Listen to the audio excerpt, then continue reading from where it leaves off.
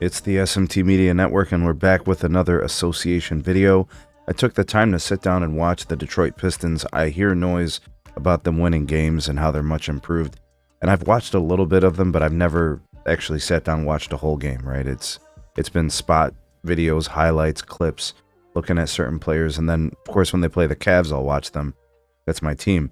But I wanted to sit down and watch them and actually look at their system, look at how they play, take a look at their strengths and weaknesses. So I got some things that I want to mention about this game. So basically what I saw from the Pistons against the Nets, I saw a couple of key things. All right, first of all, the transition offense for the Pistons is essential. That's like a huge strength. The ball's moving. The ball doesn't stick. Cade is basically the key cog of this team when it comes to offense. Distribution, balls all over the place. He's great in the open floor. Decision making is very good. He's finding guys out of the post. He's making plays that way. Malik Beasley is absolutely killing it from three. Splash from all over the place. Jalen Duren is really good. Nice player. Defensive presence, runs the floor, pushes the pace. Dennis Schroeder has a role on this team. Cade got going, got to cooking in the fourth. Got really active offensively.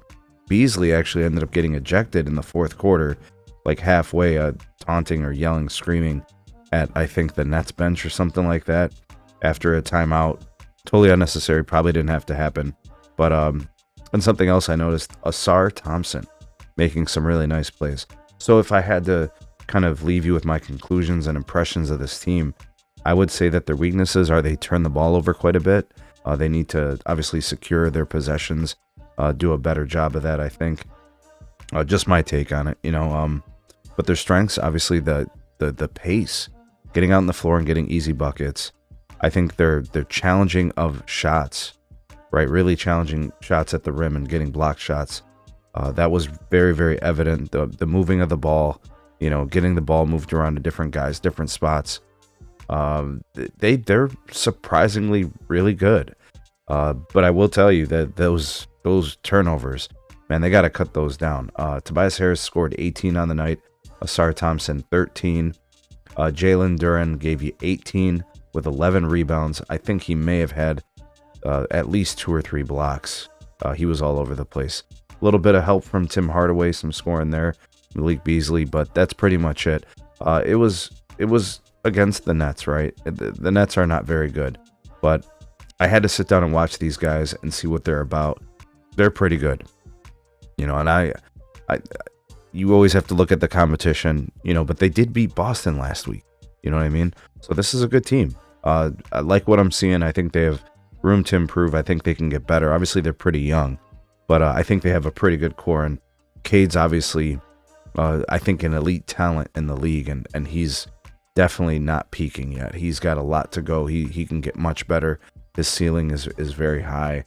And I think with the pieces around him, he can get better, and I think he can help other guys get better. And that's a really good hallmark of a very, very good young player, right? You're making other people better around you. You're doing good things. I don't know, what kind of moves they can make in the offseason, looking forward into next year. But they've got a couple of nice pieces in there. And I think J.D. Bickerstaff has something good going on in Detroit. For those of you out there that are Detroit fans or you've been watching this team, what do you think are the strengths and weaknesses? Maybe this one game, this snapshot, isn't enough for me to really understand what they've been about, but I have seen their record improve greatly. When I'm looking at the Brooklyn Nets and I put that to the side, the Pistons are 34-27 this year. And, that's pretty impressive considering where they were last year and in previous seasons. They've won 9 of their last 10 games, guys. And I understand they're 16 games behind the Cavs, right, to show you the degree of separation. But they can finish the season ahead of the Pacers. They can finish the season ahead of the Bucks.